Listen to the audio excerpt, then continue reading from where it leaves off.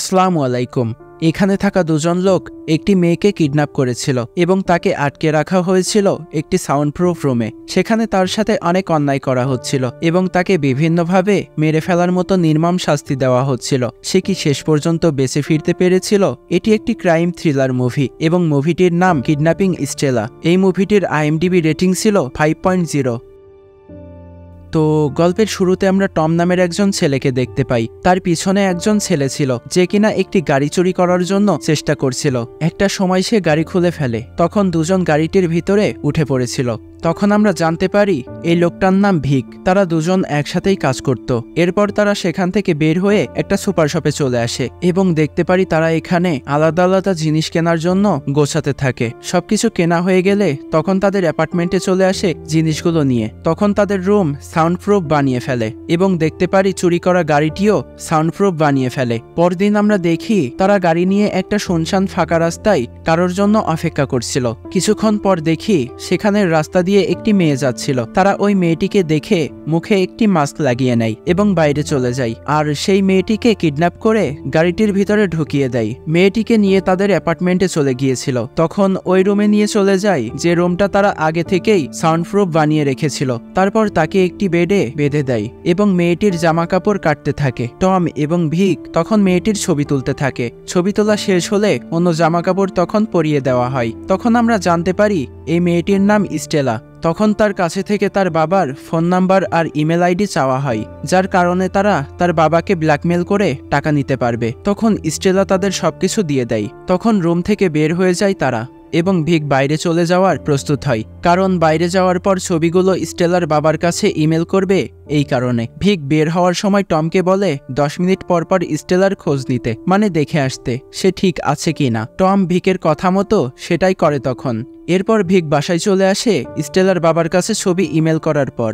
ভিক তখন টমের কাছে বলে ইমেলের কোনো রিপ্লাই আসেনি আমার কাছে। এরপর তারা চলে যায় স্টেলার রুমে তাকে খাবার খাওয়ানোর জন্য। ভিক তখন বলে তোমার মুখের পট্টি সরাচ্ছি, তুমি চিল্লাবা না। তুমি যতই চিল্লাও এখানে কোনো লাভ হবে না, কারণ এই রুমটা পুরো সাউন্ডপ্রুফ। এই কথাগুলো শুনে স্টেলা তখন মাথা নাড়িয়ে বোঝায় সে চিল্লাবে না, কিন্তু মুখ থেকে পট্টি সরানোর পর সে জোরে জোরে চিল্লাতে থাকে। তখন ভিক স্টেলার মুখ চেপে ধরে আর বলে তুমি চিল্লিয়ে কোনো লাভ হবে না, তোমাকে বললাম না এই রুমটা পুরো সাউন্ডপ্রুফ। তখন স্টেলাকে একটু পানি খাওয়াই। তখন স্টেলাকে বলে টয়লেটে যাওয়ার জন্য 1 নাম্বার আর 2 নাম্বার দেখাতে। স্টেলা তখন 1 নাম্বার দেখাই, মানে সে এখন বাথরুমে যেতে চাই, কিন্তু তারা তাকে বাথরুমে যেতে দেবে না, তাকে এখানেই সবকিছু করতে হবে। টম তখন ভিতর থেকে একটি পট নিয়ে চলে আসে এবং বলে আমাদের সামনেই তুমি এখন টয়লেট করো। স্টেলা তখন মানা করে তাদেরকে এমনটা করতে। আসলে বিষয়টা ছিল অনেক অদ্ভুত, কিন্তু স্টেলার এখানে কিছু করার থাকে না, তাকে বাধ্য হয়ে সেখানেই করতে হয়। এরপর টমকে দেখি সে অনেক চিন্তিত ছিল। তার মনে হচ্ছিল এটা তারা ঠিক করছে না স্টেলার সাথে। সে এতটাই চিন্তিত ছিল যে সে ঠিকভাবে খেতে পারছিল না। এগুলো ভিক তখন নোটিশ করতে থাকে। এগুলো দেখে ভিক তখন জোর করে খাবার খেতে বাধ্য করে। এগুলো দেখে আমরা বুঝে যাই যে ভিক ছিল টমের বস। ভিক তখন বলে এখন আমাদের এটা ভাবার সময় না যে আমরা ঠিক করছি নাকি ভুল করছি, এবং বলে এগুলো তো আমরা অনেক সময় ধরেই করছি। তোমার কারণে যদি স্টেলা আমাদের আইডেন্টি বুঝে ফেলে তাহলে আমাদের আবার জেলে যেতে হবে। তখন আমরা বুঝে যাই যে এরা দুজনই জেলেই ছিল, একসাথে জেলের হাওয়া তারা আগেই খেয়ে আসছে। এগুলো শুনে টম তখন তার কাছে মাপ চাই এবং বলে আমার দ্বিতীয়বার আর কোনো ভুল হবে না। ভিক তখন আবার বাইরে বের হয়ে যায়। টম তখন স্টেলার ছবি দেখতে থাকে। ছবিগুলো দেখতে দেখতে টমের একটু মন খারাপ হয়ে যায় স্টেলার প্রতি এবং তখন চলে যায় স্টেলাকে চেক করতে ওই রুমে। স্টেলা তখন ইশারায় বোঝায় তার পটি করতে হবে। ভিতর থেকে টম একটি বালতি এবং টিস্যু নিয়ে চলে আসে রুমে। টম গান পয়েন্ট করে রেখেছিল স্টেলার দিকে এবং হাত পা খুলে ওর সামনেই পটি করার কথা বলে। স্টেলা বলে আমি তোমার সামনে এটা করতে পারবো না, আমার একটু প্রাইভেসি দরকার। এই কথা শুনে টম পিছনের দিকে ঘুরে থাকে। স্টেলা তখন সুযোগের অপেক্ষায় ছিল। তখনই স্টেলা নিচে থাকা বালতি দিয়ে টমকে অ্যাটাক করে, যার কারণে টমের হাতে থাকা রিভলভার নিচে পড়ে যায় এবং স্টেলা তখন রিভলভারটি পেয়ে গিয়েছিল। টমকে তখন গান পয়েন্টে নিয়ে নেয়। গান পয়েন্টে রেখে স্টেলা তখন বলে মুখের মাস্ক খুলে ফেলতে, কারণ তাকে সে দেখতে চাই। স্টেলার হাতের লাগানোর হ্যান্ডকাফ খোলার জন্য টম কাছে আসতে থাকে। তখন কাছে আসার কারণে একটি গুলি করে দেয় স্টেলা এবং টমের মাস্ক খুলে ফেলে। স্টেলা যখন টমের চেহারা দেখে তখন তার মন খারাপ হয়ে যায়। তারা আগে একে অপরের সাথে সম্পর্কে ছিল। স্টেলা তখন বলে, তুমি আমাকে কেন কিডন্যাপ করলে? তখন টম বলে, আমি যখন জেলে ছিলাম তুমি একবারও আমাকে দেখতে যাওনি, কোনো খোঁজ নেওনি তুমি আমাকে, আর আচমকাই তুমি আমাকে ছেড়ে দিয়েছ। এই কারণে আমি ভিকের সাথে এক হয়ে তোমাকে কিডন্যাপ করার প্ল্যান বানিয়েছিলাম। এগুলো বলতে বলতে স্টেলার উপর টম ঝাঁপিয়ে পড়ে। তখন হাত থেকে রিভলভার কেড়ে নেয় এবং তাকে আবার পুনরায় হ্যান্ডকাফ লাগিয়ে বেঁধে দিয়েছিল। তখন টম তখন বলে, এগুলো যদি জানতে পারে বস, আমাকে আর তোমাকে এখানেই মেরে ফেলবে। কিছুক্ষণ পর ভিক অ্যাপার্টমেন্টে চলে আসে। ভিক তখন টমের কাছে বলে, স্টেলার বাবা তাকে টাকা দিতে রাজি হয়নি, তাদেরকে এখন অন্যভাবে ট্রাই করতে হবে, অন্যভাবে ব্ল্যাকমেল করতে হবে। এর পরদিন আমরা দেখি টম আর ভিক স্টেলার রুমে যায় ক্যামেরা নিয়ে। ভিক তখন স্টেলাকে বলে, তোমার বাবা আমাদের টাকা দিতে রাজি হয়নি, এই জন্য তোমার আঙ্গুল কেটে ভিডিও করে তোমার বাবার কাছে পাঠাবো, তখন এগুলো দেখে সে টাকা দেওয়ার জন্য রাজি হয়ে যাবে। এগুলো শুনেই স্টেলা অনেক ভয় পেয়ে যায়। স্টেলা তখন এগুলো করতে নিষেধ করে। ভিক তো ওর কোনো কথাই শোনে না। স্টেলা তখন বলে, আমি প্রেগনেন্ট। এটা শুনে টম অবাক হয়ে যায়। টম তখন ভিকের নিষেধ করে আঙ্গুল কাটতে এবং বলে, এটা না করে আমরা স্টেলার কথা রেকর্ড করে ফেলি এবং রেকর্ডগুলো ওর বাবার কাছে পাঠাবো। রেকর্ডগুলো শুনেই স্টেলার বাবা অবশ্যই আমাদেরকে টাকা দেওয়ার জন্য রাজি হয়ে যাবে। কিছুক্ষণ পর আমরা দেখতে পারি ভিক স্টেলাকে খাবার খাওয়াতে যায়। স্টেলা তখন বলে, আমি তোমার হাতে খাবো না, আমি টমের হাতে খেতে চাই। এটা শুনে ভিক মানা করে দেয়। আর তখনই টম খেয়াল করে নিচে পড়ে থাকা বুলেটের উপর, যে বুলেটটি আগের দিন চালিয়েছিল টমের উপর। এটা দেখে তো টম অনেক ভয় পেয়ে যায়। ভিক যদি কোনোভাবে দেখে ফেলে তাহলে তাদের অবস্থা অনেক খারাপ হয়ে যাবে। টম তখন বুলেটটি তোলার জন্য একটু একটু করে আগাতে থাকে। ভিক এটা বুঝে ফেলে যে পিছন থেকে সে নড়ছে, তখন তাকে তার জায়গায় দাঁড়িয়ে থাকতে বলে। স্টেলার খাবার খাওয়ানো শেষ হয়ে যায়। চামচ হঠাৎ করে নিচে পড়ে যায়, যেটি একদম পরে ওই বুলেটের পাশে। চামচ ওঠানোর বাহানায় টম তখন ওই বুলেটটিও উঠিয়ে নেয় এবং সেখান থেকে বাইরে চলে আসে আর বাথরুমে চলে যায়। বাথরুমে যাওয়ার পর ওই বুলেটটি কোমোটের ভিতরে ফেলে ফ্ল্যাশ করে, কিন্তু ওই বুলেটটি ভিতরে যাচ্ছিল না। এখানে বারবার ফ্ল্যাশ করছিল টম, যার কারণে বাইরে থেকে ভিক সন্দেহ করে টমের উপর। ভিক তখন বাথরুমের সামনে চলে আসে এবং দরজা খুলতে বলে। দরজা খোলার পর ভিক ভিতরে চলে আসে। এখানে ভিক বাথরুমে আসার আগেই বুলেটটি তুলে সে মুখে ঢুকিয়ে খেয়ে ফেলেছিল। আসলে যেটা ছিল অনেক আজব, এখানে সে ধরা খেতে খেতে বেঁচে গিয়েছিল। এরপর দেখি ভিক আবার বাইরে চলে যায় স্টেলার বাবার কাছে ভয়েস রেকর্ড আর ভিডিও পাঠানোর জন্য। এরপর টম চলে যায় স্টেলার কাছে এবং শুনতে থাকে, তুমি কি সত্যিই প্রেগনেন্ট? স্টেলা তখন বলে, আমি সত্যিই প্রেগনেন্ট, আর এই বাচ্চাটি তোমার। টম এই কথা একটুও বিশ্বাস করতে চায় না। স্টেলা তখন বলে, তুমি আমার ফোনে দেখতে পারো, সেখানে আমার প্রেগনেন্সির রিপোর্ট দেওয়া আছে। এগুলো শোনার পর টম তখন চলে গিয়েছিল স্টেলার ফোন অন করতে। তখন তার মাথায় এটা চলে আসে যে ফোন যদি অন করে তাহলে পুলিশ তাদের সহজে লোকেশন পেয়ে যাবে, যার কারণে ফোন অফ রাখতে হবে। এরপর দেখি স্টেলার অবস্থা অনেক খারাপ হয়ে যায়। টম তখন তার হাতের হ্যান্ডকাফ খুলে দেয় এবং তখনই সেখানে বমি করতে শুরু করে দেয়। টম সেখানে একটু রোম্যান্সে ডুবে যায়, আর এই সুযোগে স্টেলা তখন টমের হাতে হ্যান্ডকাফ লাগিয়ে আটকে ফেলেছিল সেখানে। এরপর স্টেলা বাইরে যাওয়ার জন্য অনেক চেষ্টা করতে থাকে, কিন্তু রুমের ভিতরে সব জায়গাতে লক দেওয়া ছিল, আর রুমটা এমনভাবে তৈরি করা হয়েছিল যে ভিতরের শব্দ একটুও বাইরে বের হবে না। তখন টমের ফোন দিয়ে পুলিশকে ফোন করে দেয়, সব সিচুয়েশন বলতে শুরু করে দেয়। পুলিশ তখন তার কাছে লোকেশন জানতে চায়, যার কারণে পুলিশ তাকে এসে রেস্কিউ করে উদ্ধার করতে পারবে।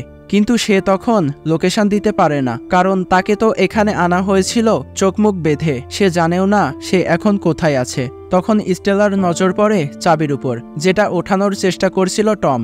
এটা দেখেই স্টেলা তখন ওই চাবিটি ওঠাতে যায় এবং টম তখন সুযোগ পেয়ে যায় আর স্টেলার মাথায় এক লাথি দিয়ে সেখানে বেহুশ করে ফেলে। সে অনেক কষ্টে স্টেলাকে বেডে ওঠায় এবং বেডে উঠিয়ে তাকে আবার বেঁধে দেয়। কিছুক্ষণ পরে অ্যাপার্টমেন্টে চলে আসে ভিক। টম এমনভাবে ভিতরে থাকে যে টমকে দেখে মনে হচ্ছিল ভিতরে কিছুই হয়নি। টমের উপর সন্দেহ করতে থাকে ভিক। ভিক তখন টমকে জানায় স্টেলার বাবা তাকে টাকা দিতে রাজি হয়ে গিয়েছে, এই কারণে তাদেরকে এখন এখান থেকে চলে যেতে হবে, এখনই তাদের লোকেশন পরিবর্তন করতে হবে।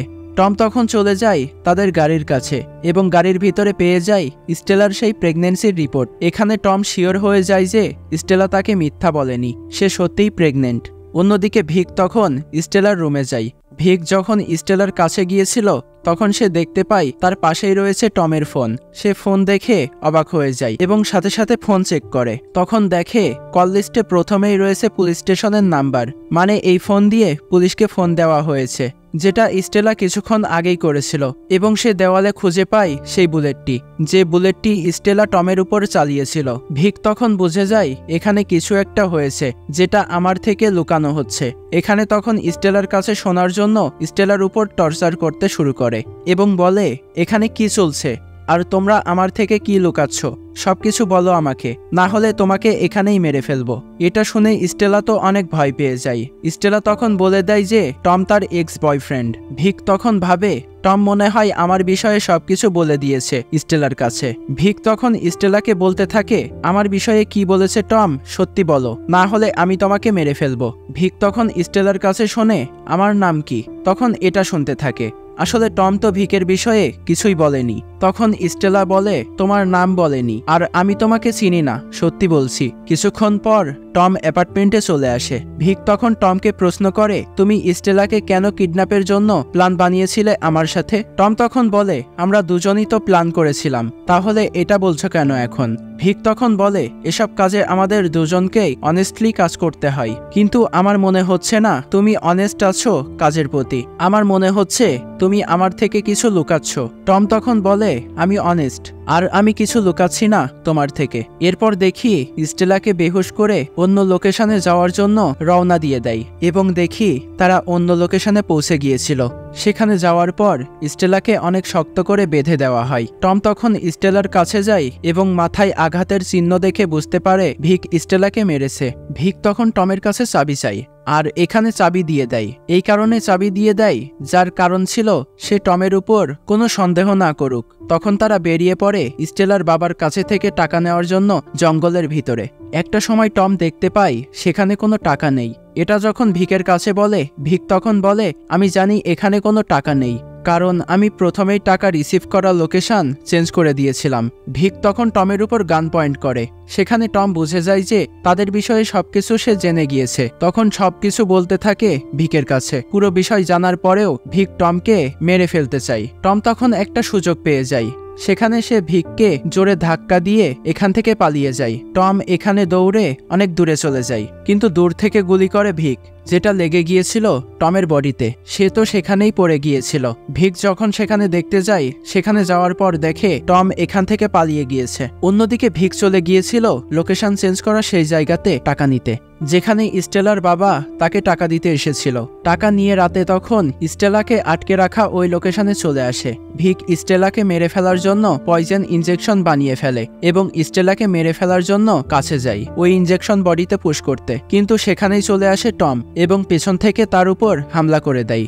এখানে ভিকের কাছে তো রিভলভার ছিল, যার কারণে টমকে গান পয়েন্টে নিয়ে ফেলেছিল। তখন টম যখনই সামনে আগাতে যায়, তখনই এটা দেখে ভিক তার উপর গুলি করে দেয়। ভিক তখন আবার তার উপর গুলি করতে যাবে, তখন স্টেলা তার পা দিয়ে ভিকের পায়ে আঘাত করে নিচে ফেলে দেয়। এখানে নিচে পড়ে যাওয়ার কারণে তার কাছে থাকা রিভলভার টমের কাছে পড়ে গিয়েছিল। টম তো রিভলভার তুলেই ভিকের উপর হামলা করে দেয়, যার কারণে এখানেই সে মারা যায়।